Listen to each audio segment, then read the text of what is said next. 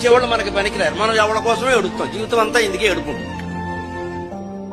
మనం ప్రేమించే వాళ్ళకంటే మనల్ని ప్రేమించే వాళ్ళే చాలా ముఖ్యం మనకి. అప్పుడు జీవితం బాగుంటుంది ఖచ్చితంగా.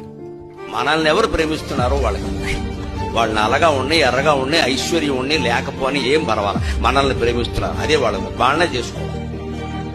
నాకు నువ్వు కావాలి అనేవాడు చేసుకోవాలి, కానీ మనం వాడిని వదిలిపెట్టేసేసి ఎవడో కావాలని వాడి వెనకాల పడటం ఏంటి?